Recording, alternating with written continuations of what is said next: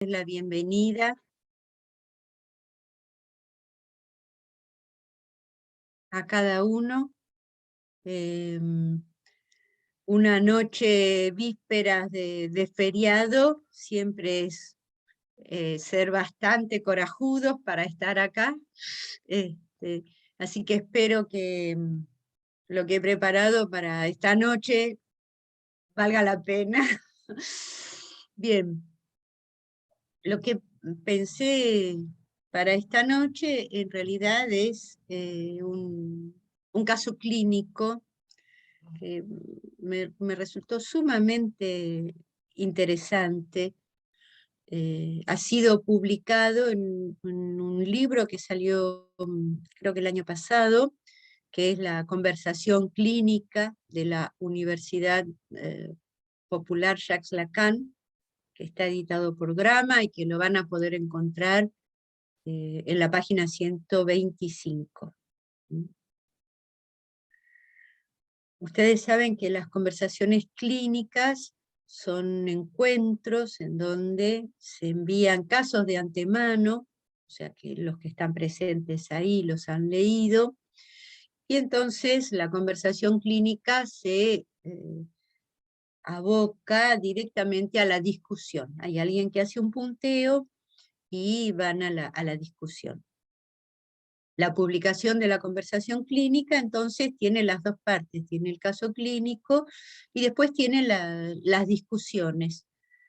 En general los casos son elegidos porque presentan un problema clínico, porque ilustran un punto de actualidad que justamente se está discutiendo, porque presenta preguntas, dudas.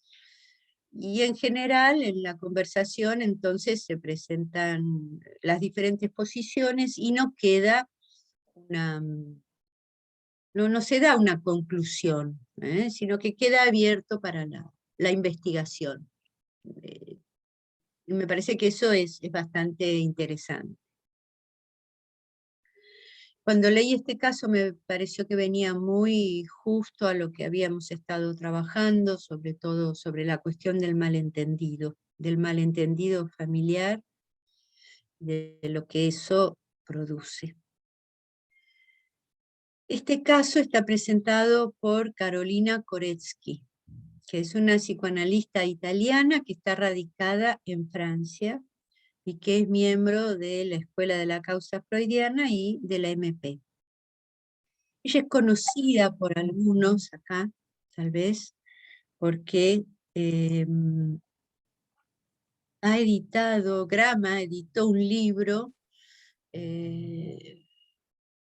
creo que hace 2 años más o menos, que era un libro sobre el sueño. Justo estábamos trabajando la cuestión del sueño para un congreso de la MP, que después se suspendió por la pandemia. Y ella tiene un libro muy interesante que se llama Sueños y Despertares.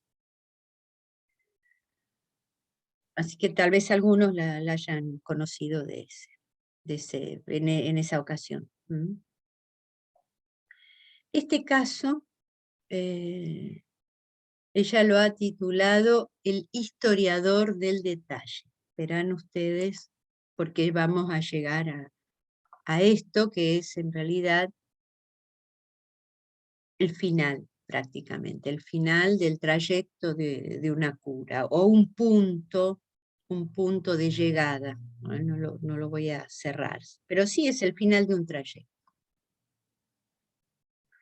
¿Por qué me pareció interesante este caso?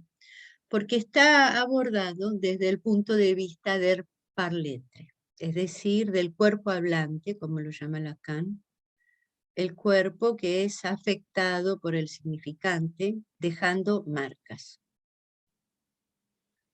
La orientación lacaniana implica entonces tener en cuenta qué soluciones trae el sujeto para esas marcas. ¿Cómo? ¿Sí? No sé, ¿hay alguien que plantea? ¿Sí? ¿Hay alguna pregunta o algo? No, perdón, se me activó el micrófono inalámbrico y por eso, Bueno. disculpen. No, porque si hay alguna pregunta me pueden interrumpir, no hay ningún inconveniente. Si yo no veo la persona que quiere preguntar, Juliana, que es acá la que maneja todos los botones y hace todas las cuestiones técnicas, me avisa. Bueno, les comentaba que me había parecido interesante porque está tomado desde el punto de vista del parletre, y que justamente la orientación lacaniana es cómo acompañar al sujeto en estos casos, cómo sostener esa solución o mejorarla, tal vez. Entonces, este caso, además de tocar las cuestiones de la familia, es un tratamiento orientado por la última enseñanza de Lacan. Se trata de Mateo, un niño de 8 años que es atendido durante 3 años, hasta el momento en que su familia se va del país para instalarse en el extranjero, con la promesa de que volverán a Francia. Y entonces también está la promesa de un nuevo encuentro con la analista. Yo voy a tomar voy a seguir bastante el texto porque realmente está muy bien escrito y muy preciso. Algunas cosas voy a saltear y otras cosas voy a intercalar para que podamos hablar después acerca de esto. Lo que nos dice el analista es que desde los primeros encuentros, Mateo mostró algunos signos discretos de fenómenos psicóticos que hacían que su vida cotidiana fuera desagradable y que aparte parasitaban el lazo con los otros. Decir signos discretos nos muestra entonces que se trata de una psicosis discreta, no es algo florido, no es algo extraordinario donde los síntomas salten así a la vista. Pero a pesar de que sean signos discretos, esto no le impide a Carolina Koretsky hacer el esfuerzo de ubicar las coordenadas precisas de este caso, respondiendo entonces a la indicación de Lacan, que tenemos que esforzarnos siempre para ubicar las coordenadas de cada caso. En la cura ella hizo un lugar para que Mateo relatara las rarezas que él encontraba, y esto le permitió un descubrimiento de los significantes importantes de su llegada al mundo, lo que tuvo un efecto en la disminución del goce mortífero que lo inundaba. ¿Cuáles son esas coordenadas de nacimiento? Carolina Koretsky nos dice que Mateo fue derivado por un colega psicoanalista que atendió a la madre durante 20 años. Los padres vienen de un entorno privilegiado y Mateo es hijo único y vive la mayor parte del tiempo con su madre y su abuela porque el padre se ausenta durante la semana por trabajo. Es justamente en un momento en que el padre no está, que está ausente, un momento en que madre e hijo están solos, que ella pide una consulta. La analista considera este hecho determinante. Es decir, que para ella tiene, que no es banal que se haya hecho la demanda justamente en el momento en que madre e hijo estaban solos. Lo que los padres presentan, se quejan, es del poco interés que tiene Mateo por la escuela en general. Se olvida de hacer los deberes, hay que estarle detrás para que se ponga a trabajar. Creen que no se siente interesado por los aprendizajes y que entonces permanece ajeno al saber. Hay en los padres una exigencia de éxito que ocupa un lugar central, sobre todo en la madre. Entonces Mateo recibe castigos por las tareas que no hace. Por su lado, Mateo le contará al analista las cosas que le traen problemas, de tal manera que el analista las recibe y lo acompaña en la búsqueda de sus propias soluciones. Veamos los dichos de la madre. La madre de Mateo solicita la entrevista en un estado de gran angustia, debido a un episodio que la inquietó y la inquieta profundamente. Luego de que ella le hiciera copiar 50 veces en su cuaderno, no debo olvidar mis deberes, el niño se precipitó al balcón, sin razón aparente, y permaneció mucho tiempo afuera en el frío.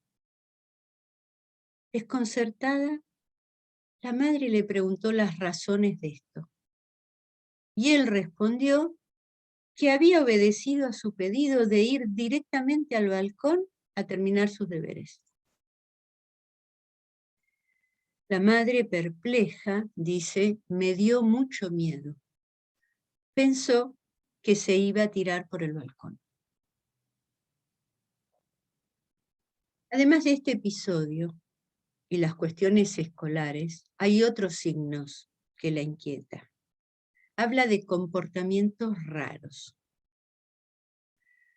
como una suerte de lazo persecutorio un poco difuso con los otros. Mateo le ha hecho saber a su madre que muchas veces se siente vigilado en la calle. Dice, me miran con recelo, me miran con maldad. Continuando la entrevista, la madre relaciona esta mirada malvada con el nacimiento de su hijo. Detalla entonces las coordenadas subjetivas del nacimiento de Mateo. Mateo fue un niño muy deseado, pero muy deseado porque se lo esperó 3 años. Y si bien el embarazo transcurrió muy bien para ella, el parto fue experimentado como un momento extremadamente doloroso. El niño estaba mal colocado y ante el riesgo de un sufrimiento respiratorio, se practicó una cesárea de urgencia. En ese acto quirúrgico, cuando el médico corta con su escalpelo, lesiona la mejilla del bebé.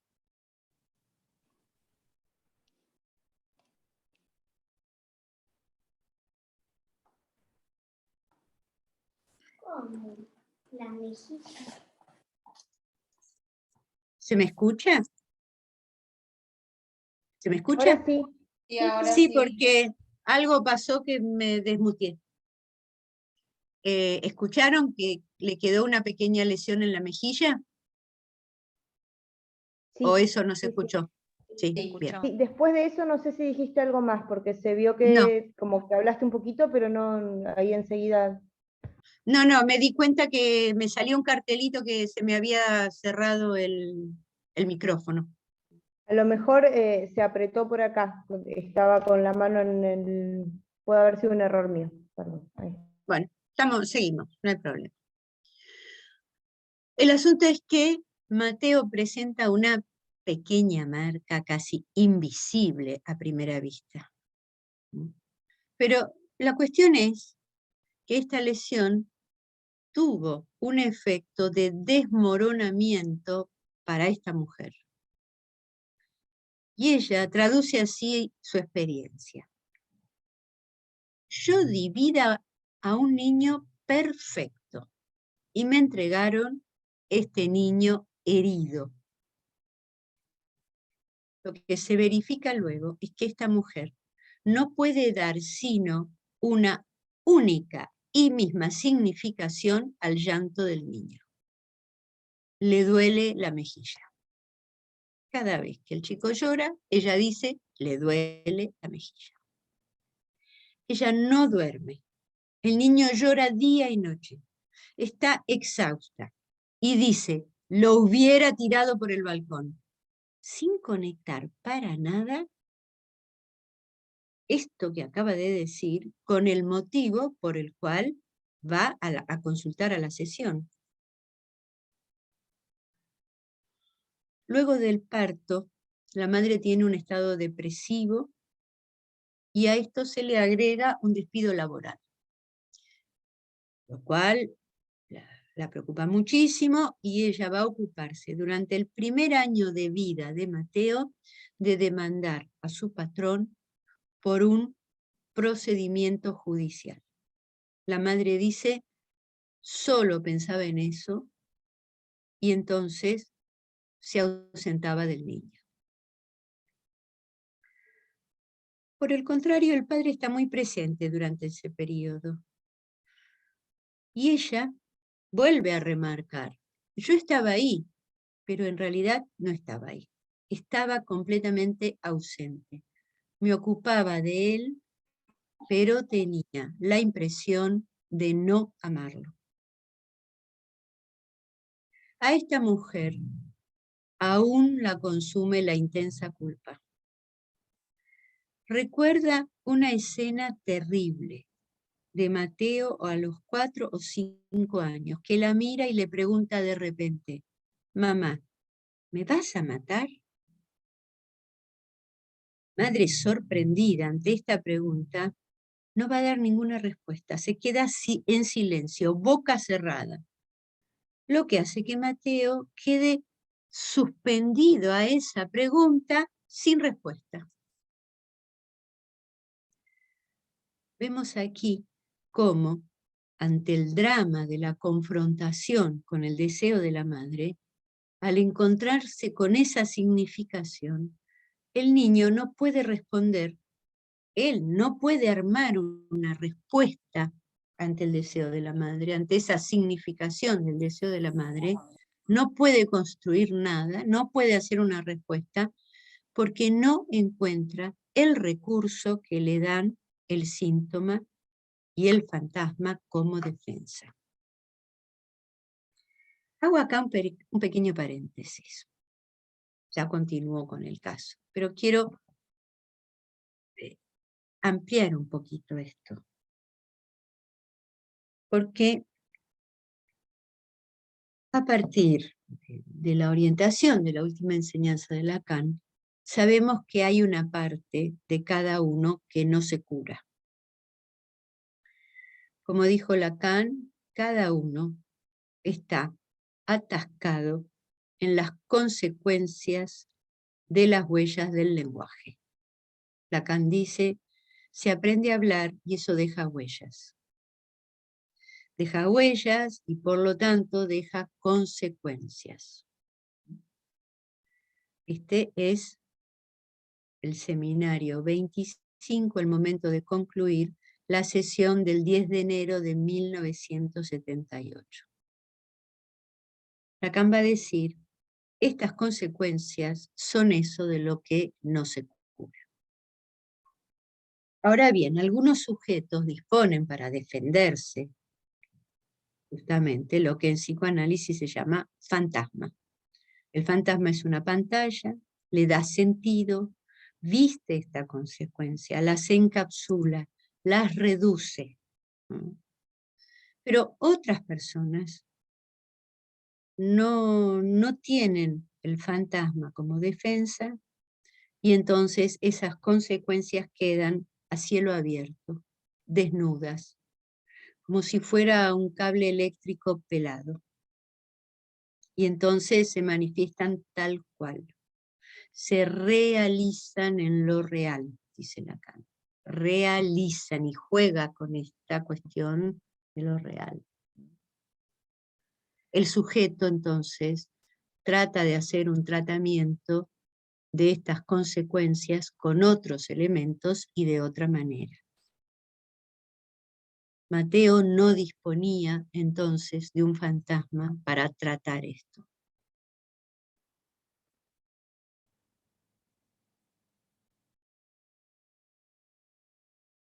La madre termina esta primera entrevista. Cierro el paréntesis. Retomo la entrevista con la madre. La madre termina esta entrevista expresando su demanda. Quisiera que él comprendiera que yo estaba mal en ese momento, que no podía hacer otra cosa, que no podía hacer diferente, no podía estar ahí, que él no tenía nada que ver con todo eso y que ahora yo lo amo. Este matrimonio tuvo solo un hijo. Primero, por la dificultad de la madre causada por una endometriosis, que necesitó un tratamiento antes de quedar embarazada, lo que le produjo sufrimientos importantes. Y luego de quedar embarazada, el recuerdo de ese tratamiento y después el sufrimiento del parto pusieron fin a cualquier deseo de tener otro hijo. Su sentimiento es que ella tiene un órgano enfermo, el útero, un órgano doloroso y herido. Vayamos un poco al padre. El padre no comparte las inquietudes de su esposa. En realidad, él ve que su hijo tiene un aspecto sumiso, que en realidad Mateo no logra imponer sus propias elecciones cuando está jugando con sus compañeros y que se deja convencer por ellos. Se preocupa un poco si eso le va a dar malas influencias. Pero en realidad, dice Carolina Koretsky, su hijo no responde a los ideales neoliberales de los que está impregnado, porque él quisiera un campeón, él quisiera un hijo activo, él quisiera un futuro líder.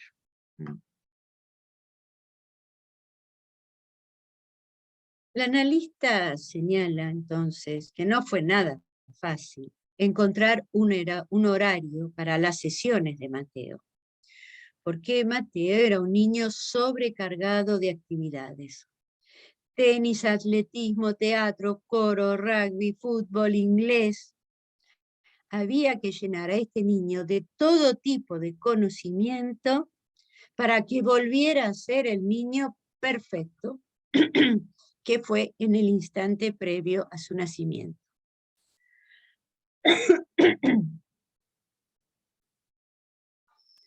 El analista va a decir, es cierto que Mateo presenta algo sumiso, pero no es con respecto a sus compañeros de juego, sino que él es sumiso a las voces que él escucha y que cada tanto le dan órdenes.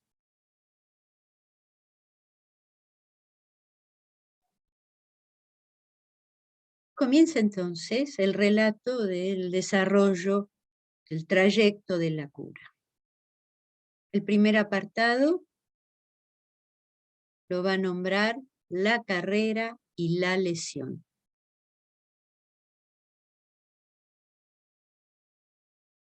El primer tiempo de trabajo con Mateo se despliega sobre 3 ejes, que él mismo, según va a decir la analista, es un chico que realmente sabe qué es lo que quiere tratar y que es muy lúcido y que ubica sus dificultades y lo que quiere solucionar. Entonces ella va a ubicar estos 3 ejes en lo que él trae. Las carreras es uno, su problema de hipersensibilidad, como él lo llama, y los ruidos. Las carreras. Desde la primera entrevista, Mateo hablaba de lo que le traía problemas en la escuela. Las sesiones fueron el lugar para contar las carreras de atletismo. Describía cuántas escuelas habían participado, su clasificación en relación con un grupo, en qué lugar había llegado, en qué lugar había quedado clasificada su escuela con respecto a las otras. Me describió con orgullo la colección de trofeos que había acumulado. Pero su decepción estaba casi asegurada, porque quedar en un buen lugar no servía para nada si él no era el primero. Dice el analista, escuchen estos relatos hasta qué punto su existencia misma era, sin que él lo supiera, una carrera con un deseo de muerte que él mantenía alejado mientras corría, pero que era un bucle sin fin. La decepción estaba asegurada, la muerte se cernía. Entonces el analista se hace una pregunta muy pertinente. Ubicando que tiene un margen de maniobra estrecho, porque dice cómo hacer para deshacer el lazo con la exigencia de esa carrera, de esas competiciones, respetando el valor de solución de ese síntoma de correr. Recordemos que antes había señalado que no había logrado la creación de un síntoma para tratar la significación del deseo de la madre. El primer trayecto del análisis le permite entonces hacer uso de las carreras. Pero esta solución tenía una exigencia agobiante. La analista presenta entonces la doble orientación que tomó. Por un lado, respetar el valor de solución, o sea, las carreras. Pero por el otro, introducir matices cuando el efecto de la carrera se volvía mortífero. Digamos que introduce una regulación. Entonces, suponemos, introduce puntos de capitón, que ya no explica mucho en el caso, pero es lo que podemos prefigurarnos, ¿no es cierto? Que deja que él siga utilizando las carreras, pero trata de alivianar, de morigerar esa dimensión mortífera. El otro eje es su problema de hipersensibilidad. Las sesiones fueron también el lugar en el que Mateo pudo desplegar su difícil relación con los otros. Si bien le gustaba estar con sus compañeros, a menudo se sentía herido. Bastaba que un compañero dijera alguna cuestión para que él se sintiera denigrado de inmediato, e irrumpía un llanto que lo abrumaba. En general, el relato era confuso, los lugares de uno y otro se intercambiaban. Pero el sentimiento de injusticia estaba siempre en primer plano.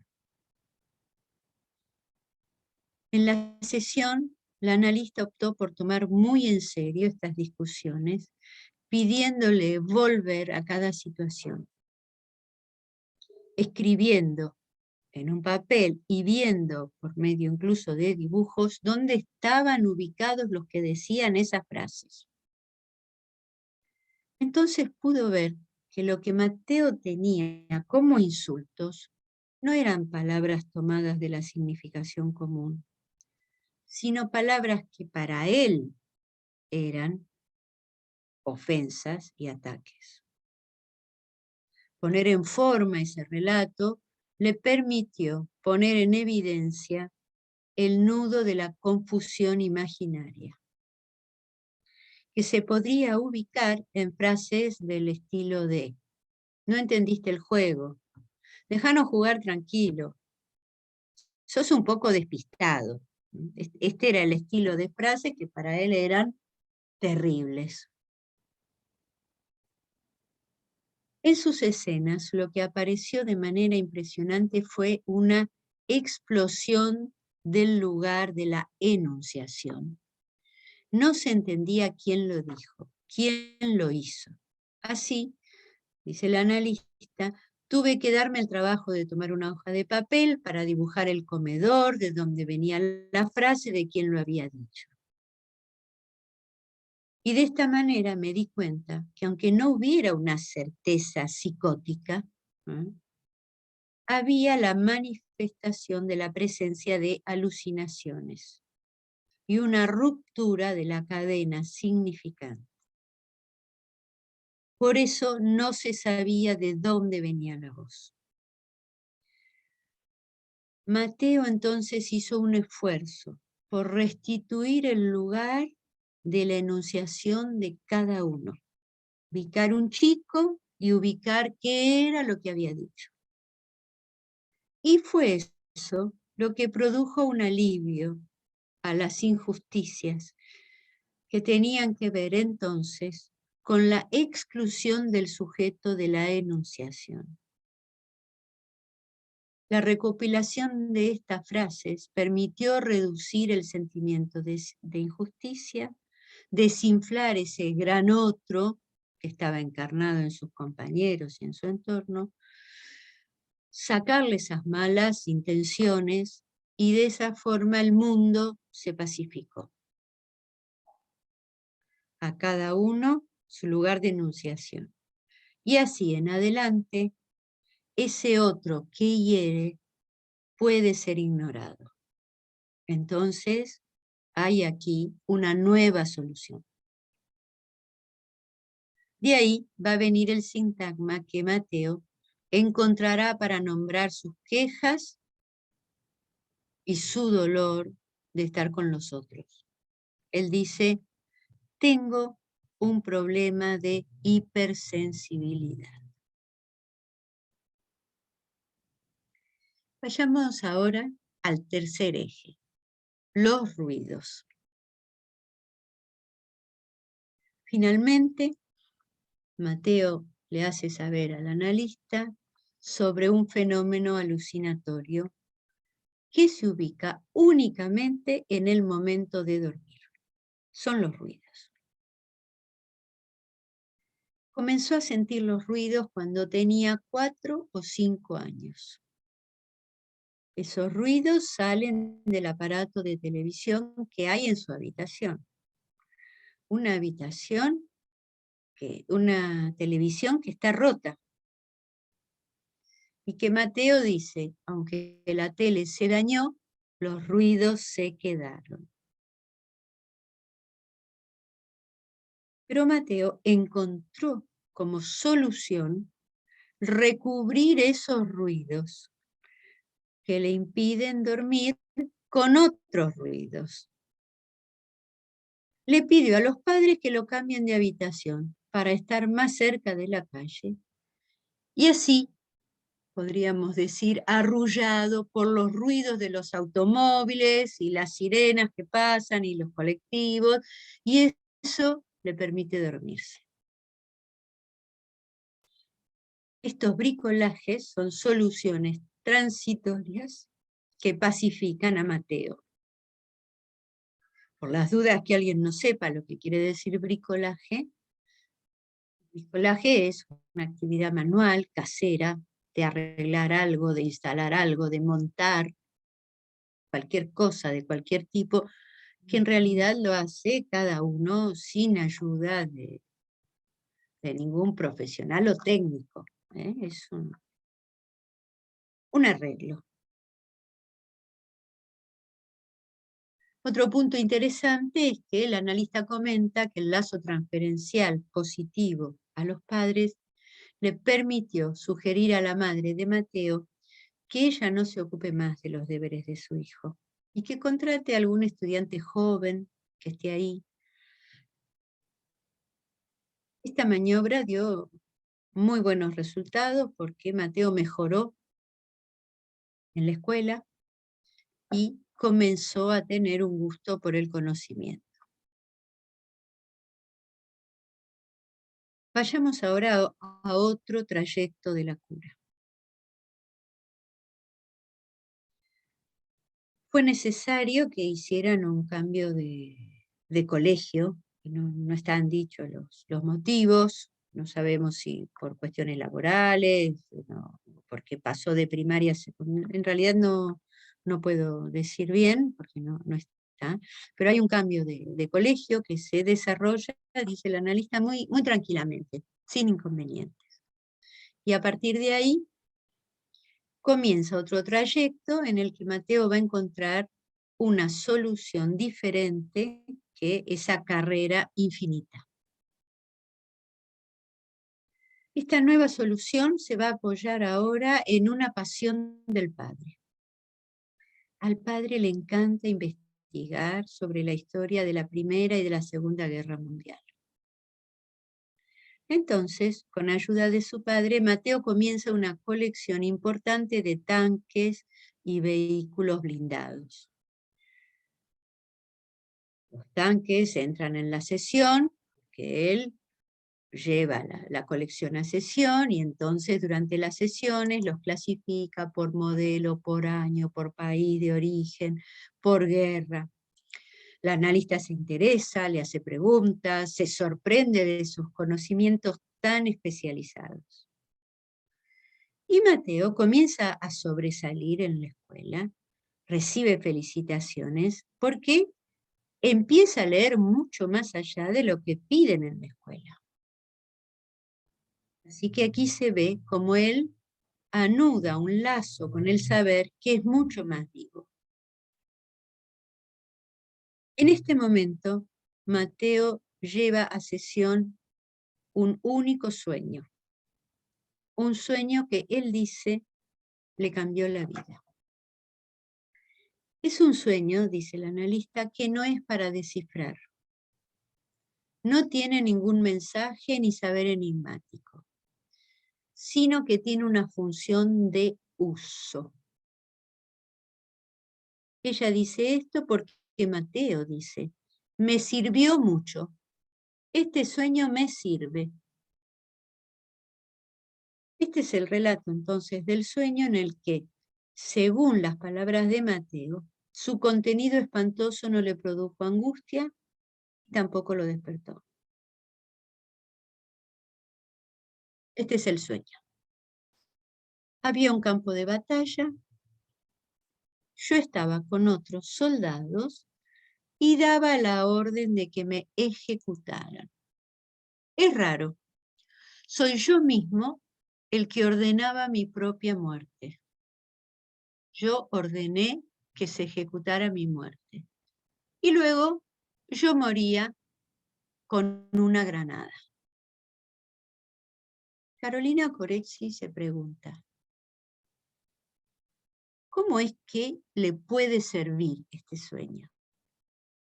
¿Qué es lo que él dice que le sirve? ¿Por qué? Porque no hay nada que descifrar. Hay algo que agregar. Para Mateo este sueño le da un saber, porque él experimenta en el cuerpo. Él dice, he sentido verdaderamente en mi cuerpo lo que es morir. De esta forma, él tiene un saber imposible. Él sabe lo que es morir. Él lo sintió en su cuerpo. Él dice, yo conozco el efecto en el cuerpo de recibir una bala. Él conoce perfectamente la sensación de una bala que atraviesa y que hiere su cuerpo. No es un saber enciclopédico, no es un saber que él se lo hayan contado. La analista dice, es un saber delirante que toma apoyo en un acontecimiento de cuerpo, en una sensación en el cuerpo durante el sueño. del que se desprende de manera discreta un lugar de excepción. Este sueño es una vivencia para él, y él lo manifiesta, lo expresa de esta forma. Cuando decimos que tal o cual están muertos, una cosa es decirlo, y otra es sentirlo. Puedo sentir y no solo saber lo que los personajes de la historia han vivido. El analista se pregunta entonces por el estatuto que se le puede dar a este sueño. Es una formación del inconsciente a la que el sujeto no le atribuye ningún saber opaco a descifrar. Pero en este sueño se encuentran los significantes traumáticos de su venida al mundo. Los significantes del sueño son las marcas primitivas experimentadas directamente en el cuerpo. Llega a preguntarse el analista, ¿le podemos dar a este sueño el estatuto de acontecimiento en el cuerpo, en el que se traduce de manera imaginaria y realmente los efectos de la Lalang en el cuerpo? Retraduce este sueño en el registro imaginario los efectos de la lengua en el cuerpo. Entonces, lo que ubica es que justamente el sujeto se sirve de la función imaginaria del sueño para después hacer una elucubración en donde desplaza el deseo materno de muerte. ¿De qué manera hace este desplazamiento? Se constata el esfuerzo del niño que busca tratar esas marcas de la lengua tomándolas a su cargo. Se apoya para hacerlo sobre el objeto que apasiona al padre. Toma el material de las cuestiones de la guerra. Así como Juanito armó su fobia con los carruajes de los caballos que pasaban delante de la puerta de su casa. Pasarlo entonces, esto, a ciertos materiales, imaginarizar de alguna forma, le produce un efecto de pacificación. Y Mateo puede pasar de la pregunta a la afirmación. De aquella pregunta que le dirigió al gran otro en un momento precoz. ¿Me vas a matar? Pregunta que queda sin respuesta, que queda suspendido por el silencio de la madre, y entonces el sujeto queda como enganchado a una incertidumbre enigmática y mortífera, que justamente esa primera solución que llamamos carrera no logró detener. De ahí entonces él puede pasar al sueño, donde Mateo responde a esa pregunta con un matame. Y a partir de ahí, él ya no es más un sujeto afectado por las palabras alucinadas de la madre. Este sueño ha tenido efectos en el cuerpo que se verifican en dos movimientos: muerte y renacimiento del sujeto. El sujeto atraviesa la muerte en su cuerpo, pero en realidad siempre está ahí vivo para decirlo. Por otro lado, otro aspecto que me parece que este caso también enseña. Recordemos esta frase de Lacan en la nota sobre el niño, que es tan difícil a veces de ubicar. Cuando Lacan dice que el niño le da cuerpo al objeto del fantasma de la madre. Me parece que este caso lo ilustra muy bien. Les recuerdo lo que dice Lacan en la nota sobre el niño. Él habla justamente que, a diferencia del síntoma del niño neurótico, que responde a lo que hay de sintomático en la estructura familiar. Entonces, al decir sintomático en la estructura familiar, encontramos que está el padre, que hay una metáfora, que el padre incide sobre la madre, y que incluso hasta se podría incluir algunos otros personajes de la familia, ¿no? Los abuelos o los tíos, ¿no? O sea, esta estructura familiar va más allá entonces de la pareja. Lacan entonces dice que justamente esta metáfora, ¿eh? donde hay una incidencia sobre la madre, lo sintomático viene a metaforizar la verdad de la pareja parental. Y Lacan contrapone, entonces, esta posición del niño neurótico al niño psicótico. Y le cito lo que dice. En la psicosis, la articulación, esta que habíamos hablado de la estructura familiar, la articulación, dice, está reducida cuando el síntoma depende de la subjetividad de la madre. Es decir, depende de algo de la madre, está ella sola, no está todo la articulación familiar.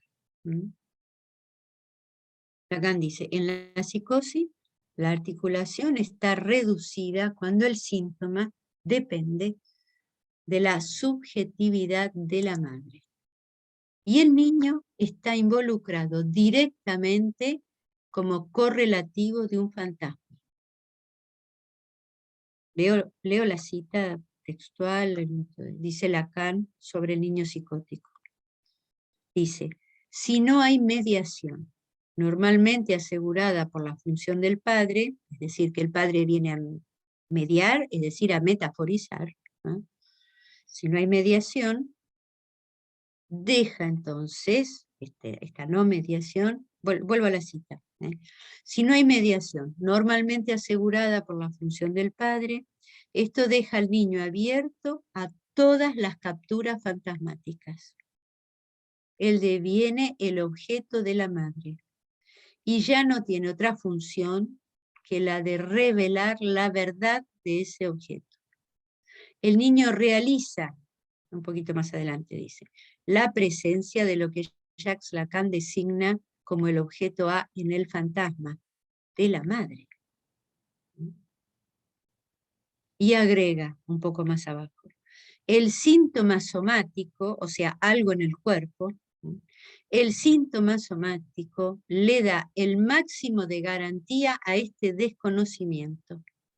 Es la fuente inagotable que, según los casos, testimoniará de la culpabilidad, servirá de fetiche o encarnará un rechazo primordial.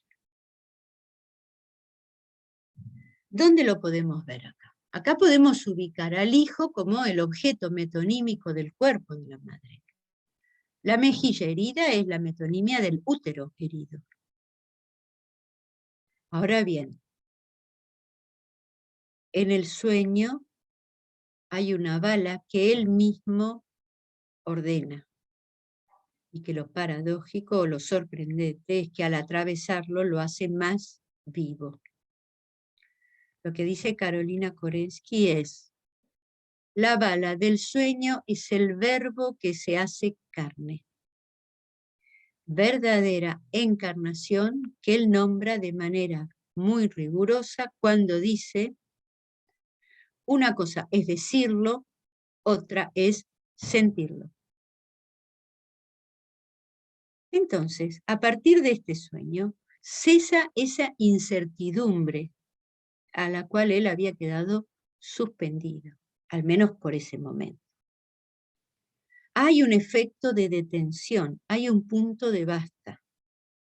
El saber sobre la muerte abre una nueva perspectiva que es mucho más estabilizadora que esa carrera infinita.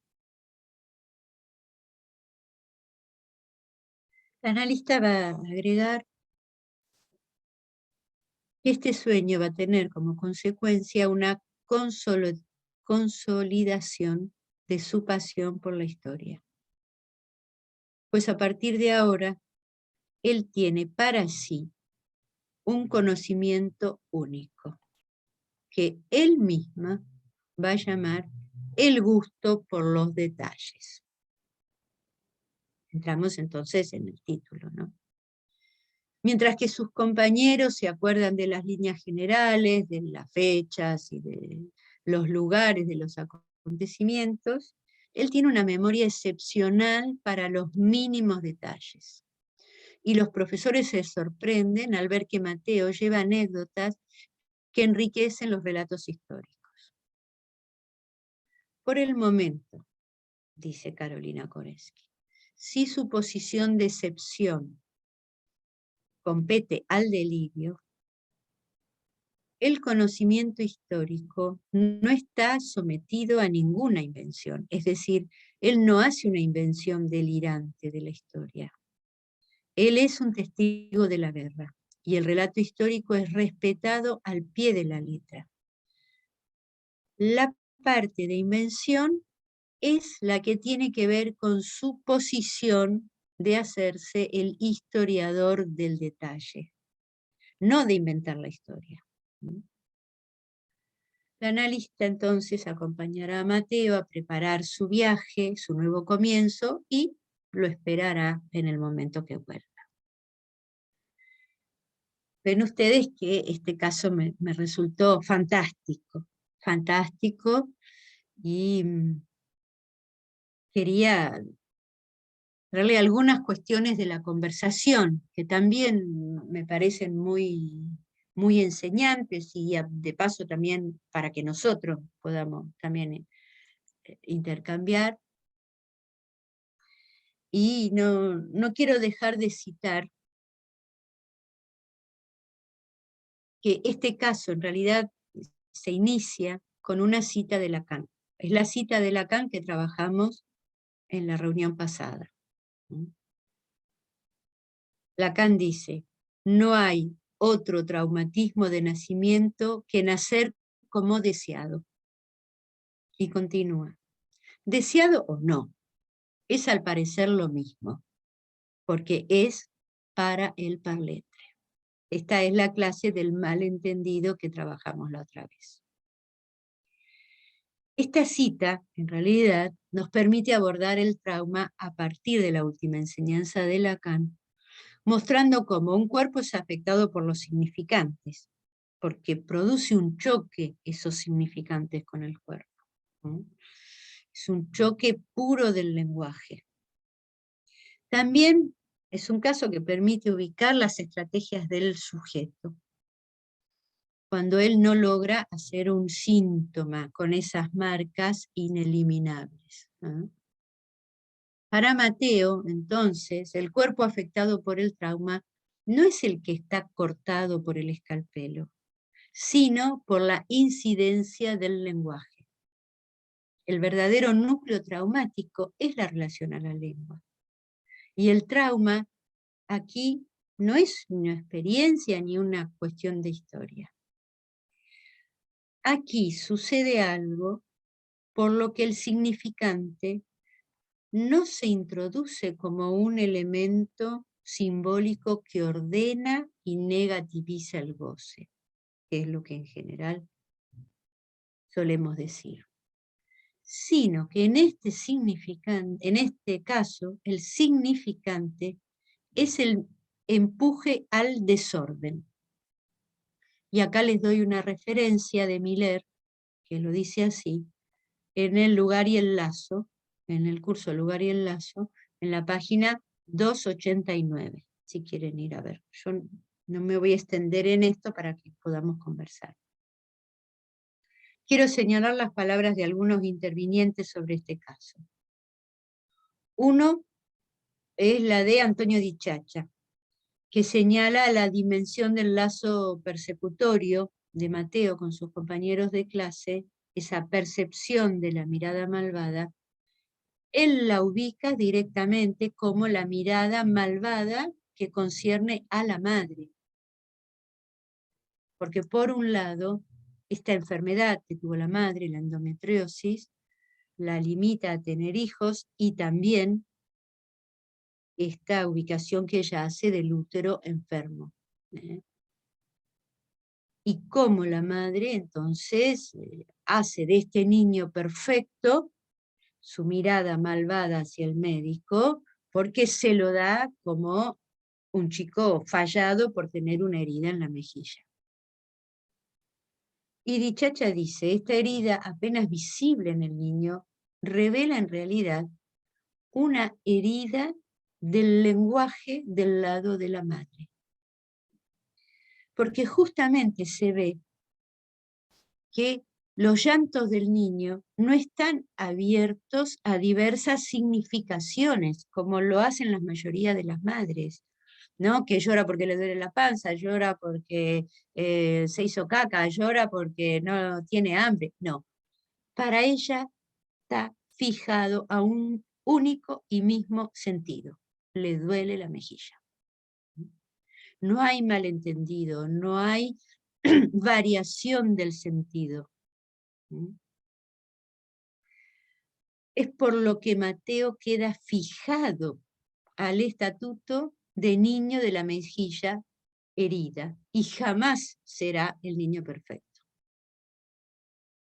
Y es justamente ahí también donde la madre, exhausta por esos llantos, le dice a la psicoanalista que pensó en tirar al bebé por el balcón, sin relacionarlo para nada con ese momento del niño. Y cómo está conectado totalmente con esa pregunta que le hace Mateo a la madre: mamá, ¿me vas a matar? Y que la dificultad es que ella no responde, lo cual deja las cosas más fijas aún. Hay un silencio que deja al hijo suspendido al enigma del deseo de la madre. O podríamos decir a la certeza, al saber justamente este deseo de la madre que lo quiere matar. Y que justamente hay algo interesante que señala Dichacha en la conversación, dice, porque esa pregunta, mamá, ¿me vas a matar?, y el silencio de la madre, se da en el mismo momento en que Mateo tiene las alucinaciones de la televisión, que hacen ruido. Y lo que dice Dichacha es otra forma también de abordarlo, que dice, podríamos decir que los ruidos, en realidad, recubren el silencio insoportable del enigma de la significación del discurso materno. Así que Mateo tiene esa primera solución, según Antonio Dichacha, de un ruido recubre un enorme silencio.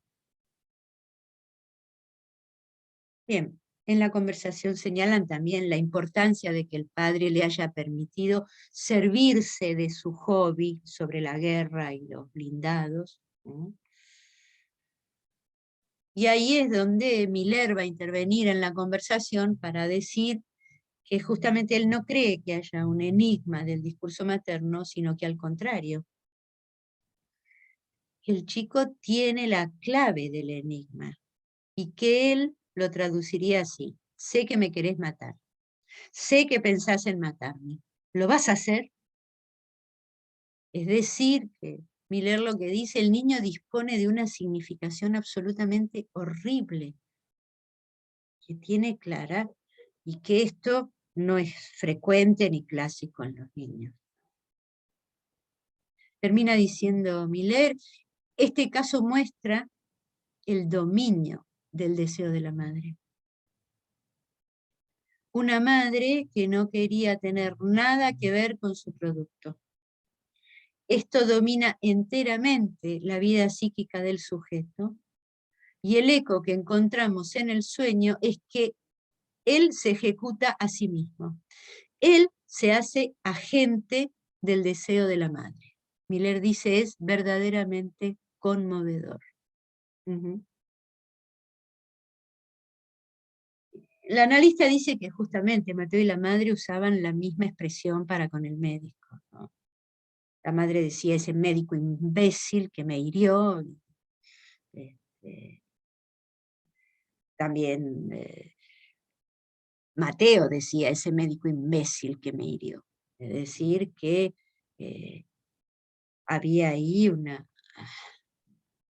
mala intención del médico que suponen que se repite cuando el patrón la echa, y ella empieza con todo el proceso judicial.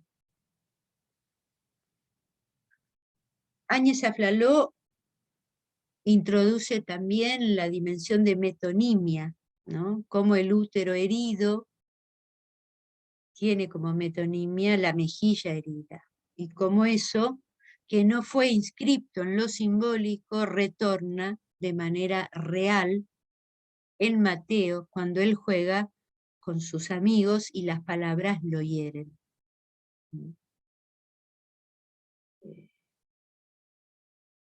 Y lo que va a venir a señalar también, que me pareció muy interesante, es que cuando él sueña, cuando está la herida de guerra, es una herida diferente, porque es una herida que tiene que ver con los hombres, con la guerra, y es una herida que no tiene que ver con la sumisión a las palabras alucinadas de la madre. Y cómo justamente eso queda un poco reducido a un núcleo que toma distancia con la fenomenología persecutoria, vamos a decir.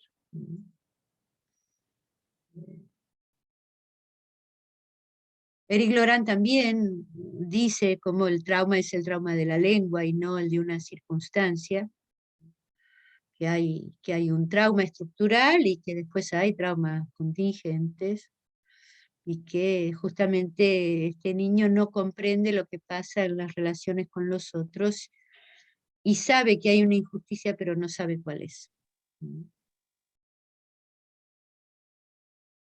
Bien. Lo último que señala la analista Carolina Conesi, que me parece muy interesante, es que fue justamente el trabajo realizado en las sesiones lo que le permitió soñar. Esto me pareció muy interesante, ¿eh? Es decir, ese sueño que tiene, a diferencia de los otros bricolajes que había hecho, retoma los verdaderos significantes que él vivieron, ¿no? Y que él logra maniobrar justamente con esa herida de las palabras, y que se lo dice de esta forma: vos sabés cuál es mi problema es que las palabras me hieren. Bueno, sigue un poco la discusión del uso del sueño, de este pasaje de un significante traumático a algo imaginario, ¿no? En donde permite justamente despegarse de eso que lo petrificaba, y que él no queda como una víctima pasiva, sino que queda como un actor, ¿eh? Con el sueño. Y que por el otro lado hay todo un trabajo del analista en donde señala cómo las palabras tienen varios significantes, varios sentidos, que lo saca de la fijeza de las palabras. Bien, hay cosas también interesantes, pero bueno, me parece que sería mejor que conversáramos tal vez un poco nosotros de lo que evocó este sueño. El sueño es fantástico, me parece fantástico como el chico logra hacer una reversión. Bueno, pero yo me callo, ya hablé demasiado y me encantaría que ustedes tomen la palabra, que hagan algún comentario.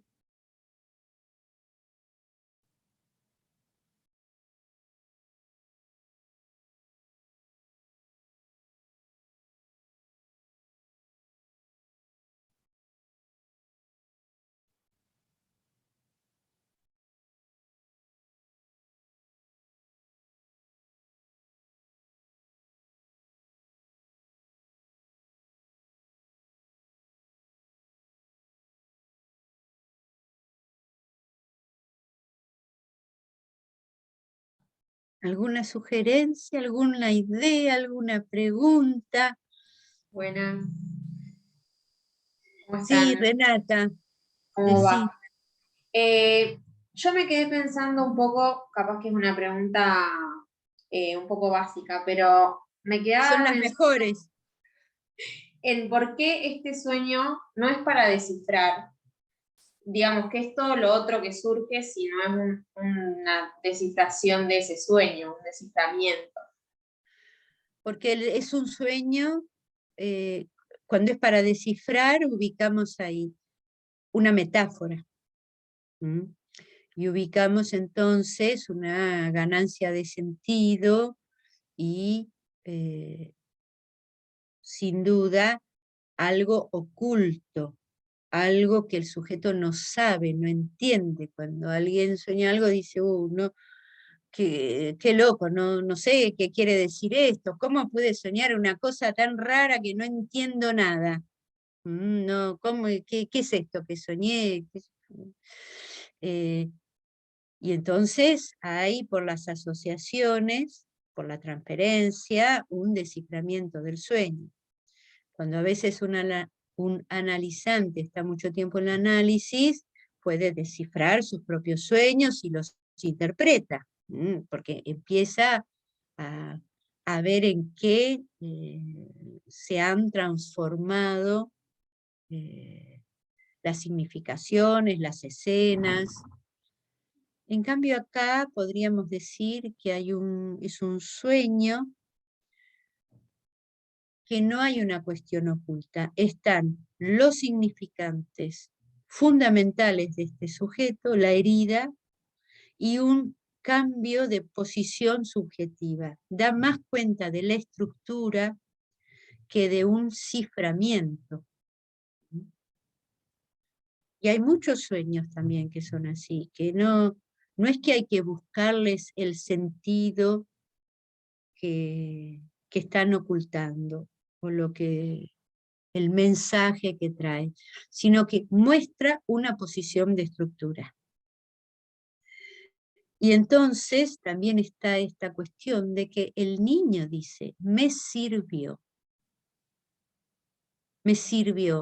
y él no explica tampoco por qué le sirvió, y al menos la analista a lo mejor le pregunta algo, vaya a saber o no, o a lo mejor no le pregunta nada, no, porque no está puesto en el caso, como que él asocia. ¿Eh? Él explica un poco del sueño, ¿no? Diciendo, sentí, está bien, está también esta cuestión de lo que él siente en el cuerpo. Eso no son significantes que hacen metáfora, es realmente un acontecimiento de cuerpo que a él le permite posicionarse diferente y de una manera más viva, aunque se trate de la muerte, ¿no? Me parece que decía algo muy freudiano esta psicoanalista, decía muerte y renacimiento, que es lo mismo que dice Freud. Freud dice, la muerte no se puede inscribir en el inconsciente. Muchos de nosotros soñamos que nos morimos, sufrimos un montón, pero resulta que estamos ahí para ver el velorio y para contar el sueño. Entonces, dice, el yo no se muere nunca, dice Freud. Y en este caso,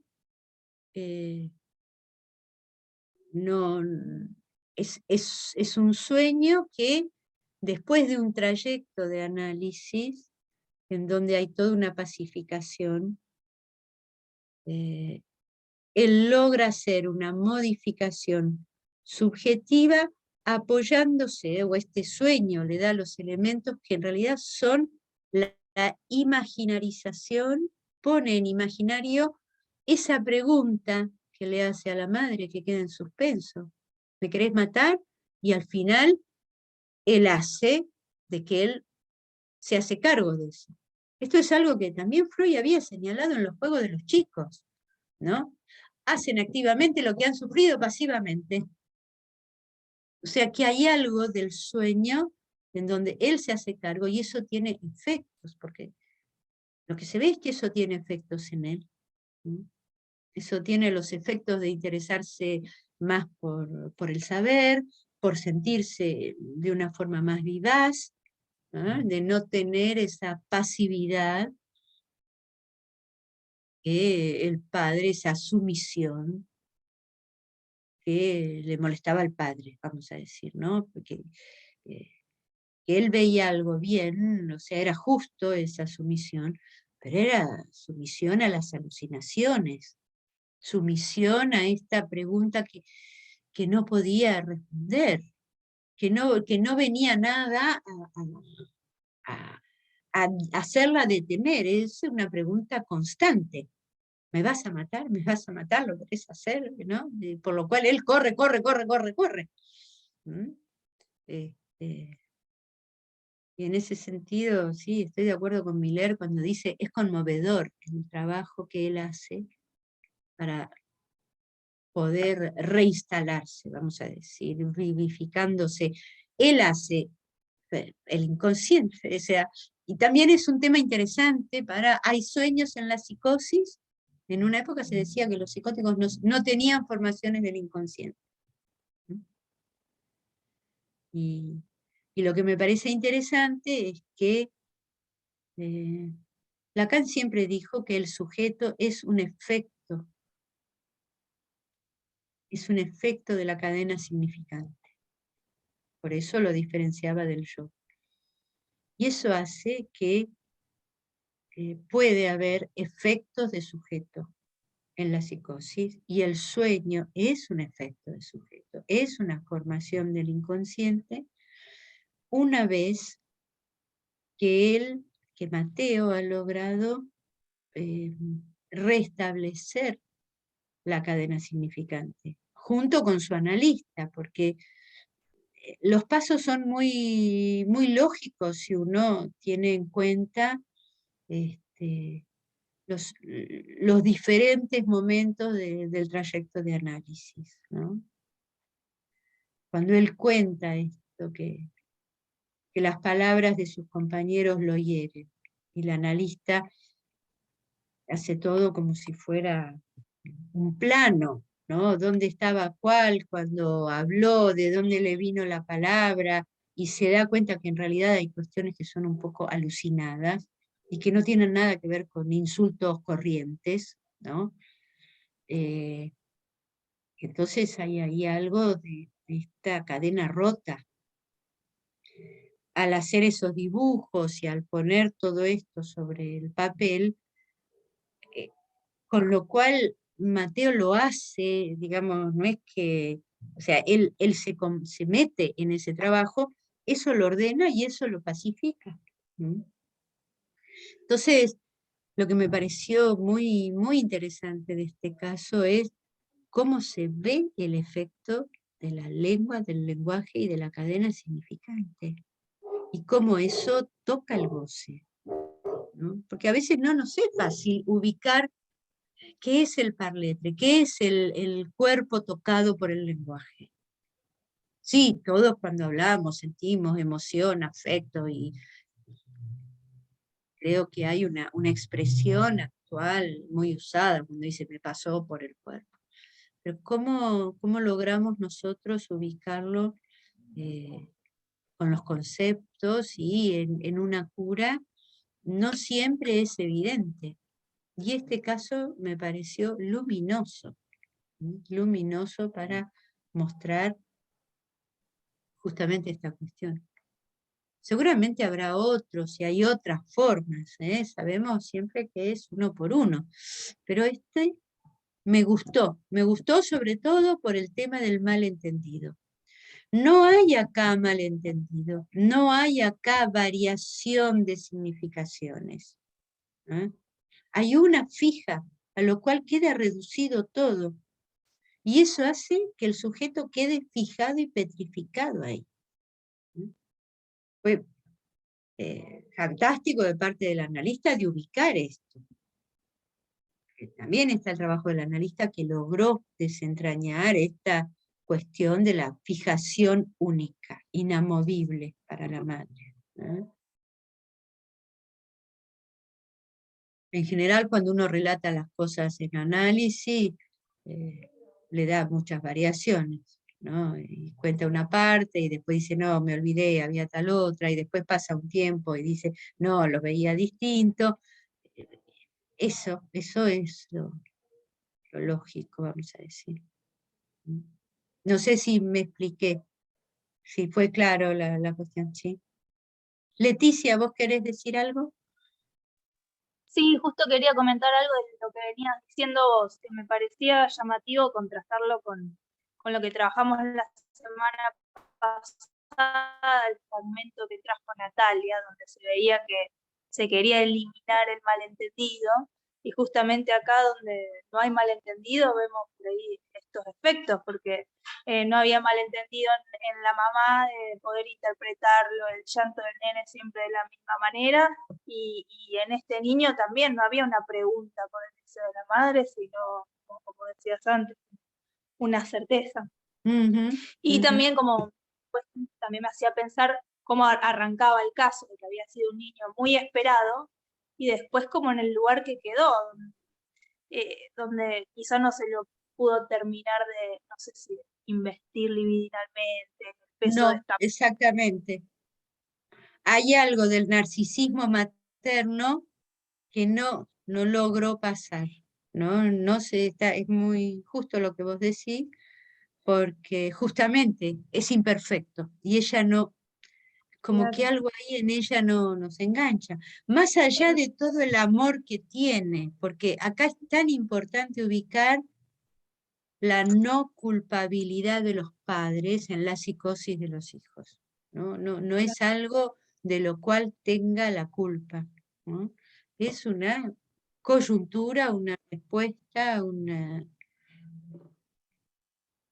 y lo que da a entender, por el otro lado, la analista que escribe el caso, es que la madre tampoco disponía de la significación de la castración para haber hecho soportable esa pequeña cicatriz. Es decir, que hay una sospecha de psicosis en la madre también. Ella no pudo metaforizar eso. Justo ¿sí? que pensaba también justo eso, porque también da cuenta, para correrlo un poco de esto de las funciones, que el papá estaba muy presente desde el inicio, También. que hubo ahí que no operó, pero me parecía más, si bien ella no hace alusión a la estructura de la madre, pero algo ahí, bueno, que podemos suponer o pensar. Y esto que vos decías del narcisismo también me parecía así como muy freudiano, de la proyección del narcisismo de los padres, bueno, en este caso de la mamá, en ese hijo que viene con la marca, claro, en esa cicatriz que no se pudo como elaborar por mucho tiempo. Para la madre no sabemos, 20 años de análisis no sabemos. En la conversación ella Carolina da a entender que es una psicosis al decir no posee ahora no recuerdo, pero es algo así como no posee la significación de la castración. O sea que hay algo ahí que da a entender. Y también da a entender que sus 20 años de análisis le permitieron en esa primera entrevista contar algo que era fundamental, ¿no? Este deseo de tirarlo por el balcón, ¿no? O contó los puntos nodales, vamos a decir, de lo que hacía a su hijo, ¿no? Y a ella, también a ella, ¿no? O sea que los tenía ubicados, y bueno, ya no sabemos más nada, no podemos decir mucho más. Sí, perdón, ¿no? Sí. Yo pensaba si también el ver esa herida en el hijo no le recordaba su propia imperfección. Sí, el claro. tema del útero. Así es. De esa pérdida, de perder el deseo de tener otro hijo, y que también le recuerda su propia herida. Sí, claro, es un poco lo que decían en la conversación, esta psicoanalista Áñez Aflaló, que ubicaba cómo la mejilla herida era la metonimia del útero herido, ¿no? Ese útero herido por la endometriosis, con operaciones, con dificultades, con dolores, que ella ubicaba como ese útero enfermo, ese órgano enfermo, ¿no? Pero sí, es muy preciso lo que vos decís.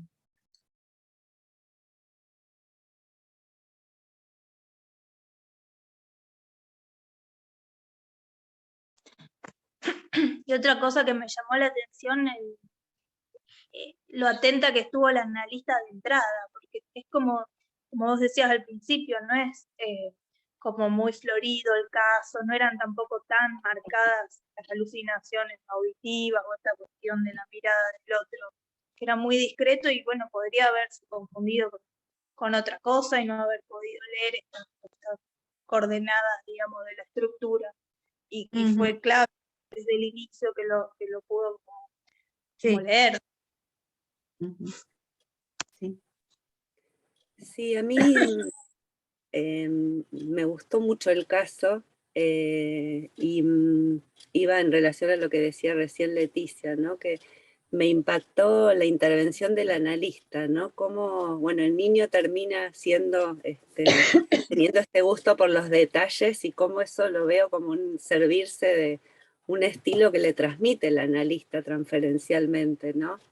Me evocaba cuando una vez Alejandro Daumas, que vino acá y decía algo así como que el encuentro con un analista podía modificar el destino en la vida de un niño, ¿no? Y pensaba lo complicado que estaba este niño y qué precisa que ha sido ella en hacer pequeñas maniobras sobre invenciones que el mismo niño traía, ¿no? Esto de los arreglos familiares y demás, pero me pareció fantástico cómo va haciendo una conducción de la cura y bueno, nunca había escuchado así un efecto en un sueño, un efecto de análisis, digamos, transferencial, así, ¿no? Tan relatado así porque sí, es crudo lo que el niño trae, pero también es fantástico, ¿no? Que él lo pueda llevar y cómo ella lo pesca. Y uno no piensa que eso podría haber sucedido sin las intervenciones que ella ha hecho, ¿no? Bueno, eso. Bueno. Sí. María del Carmen, desmuteate.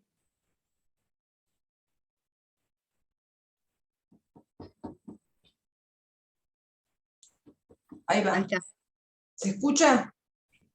Bueno, uno a veces cuando ve algo o escucha algo de esta, digamos, presentado en esta modalidad, dice sin comentarios, porque es como que uno queda satisfecho, ¿qué más se puede decir?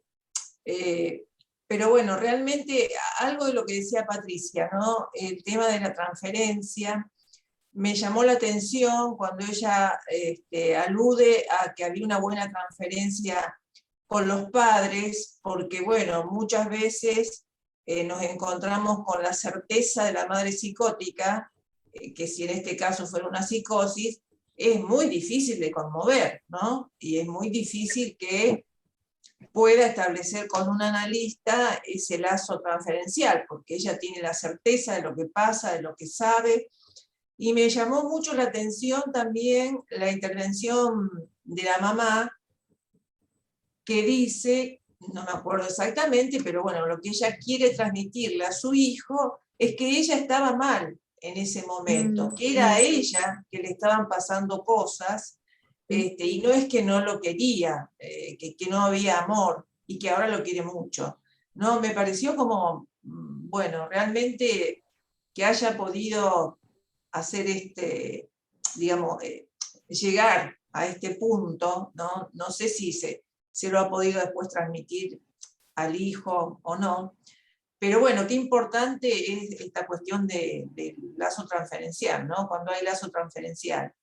Por otro lado, bueno, me parece que esto que hablamos nosotros siempre, bueno, cómo se presenta un caso, vos decías, bueno, cada uno con su particularidad, pero se ve de manera fantástica la dirección de la cura, los movimientos, el efecto sujeto que se produce, digamos, por todo este trabajo de análisis, que, bueno, realmente coincido con lo que vos decís, no es fácil encontrarlo en un caso de una manera tan precisa.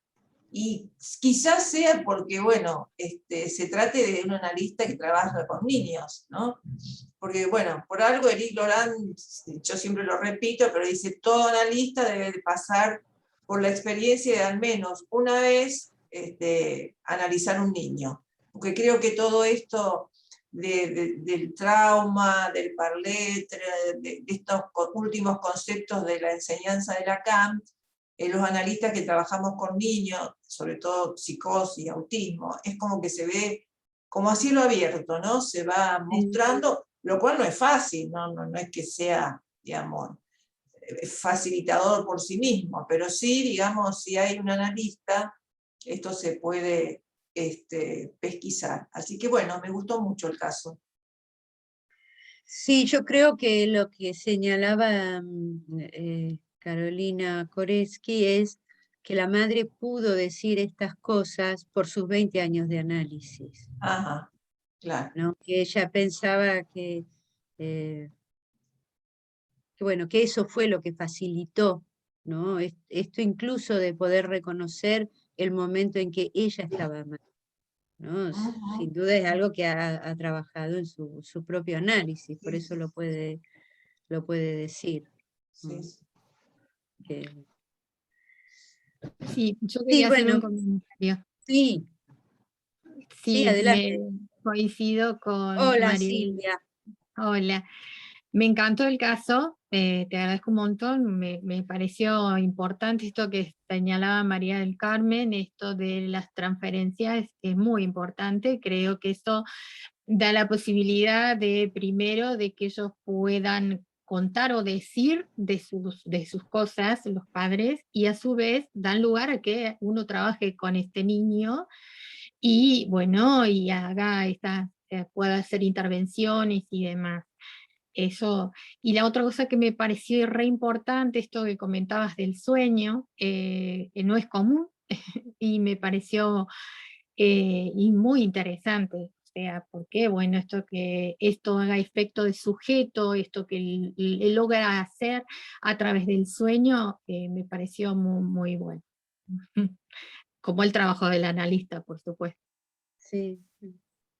Algo con respecto a los padres, que tiene que ver también con la transferencia, y vos decías, María del Carmen, de la certeza psicótica, lo que se ve, bueno, no sabemos, pero creo que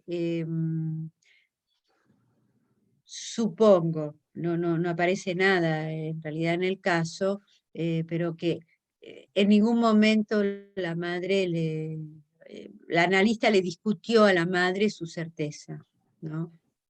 Me parece que me imagino que esa debe haber sido la orientación y la posibilidad de entonces que la madre pudiera confiar en el analista y de esa manera que se instalara una transferencia, ¿no? Eso no tocarlo.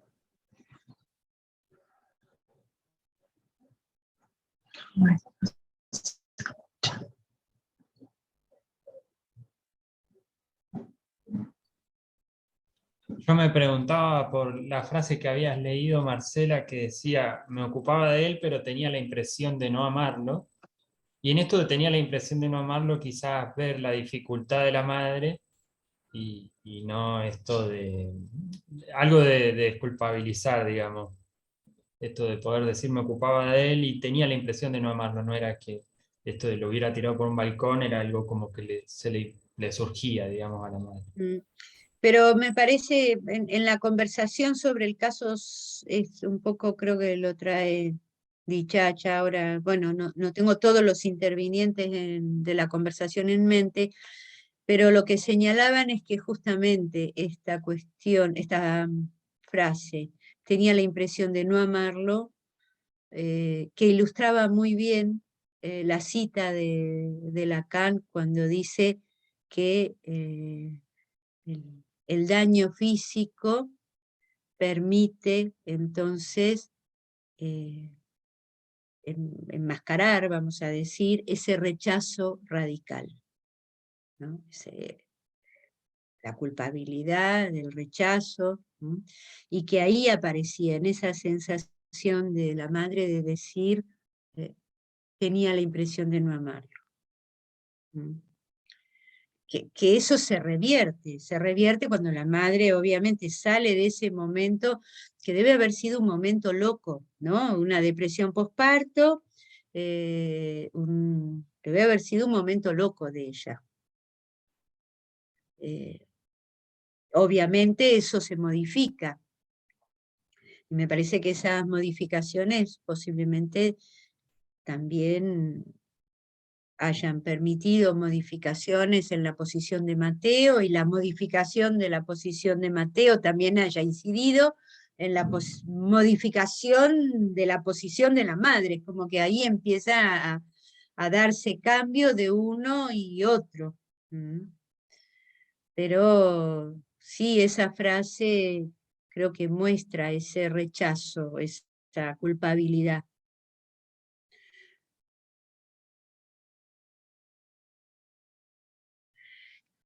Creo que se pueden seguir sacando cosas del caso que enseñan.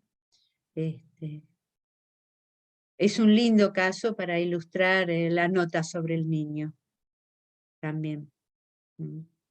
Y que es una nota sobre la cuestión de la familia, justamente. Es una nota sobre el niño, podríamos decir, sobre la familia también.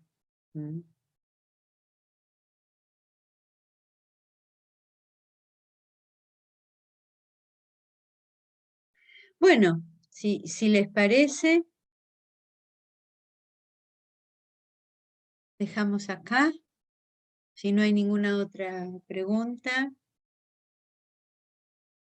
Y nos encontramos la próxima.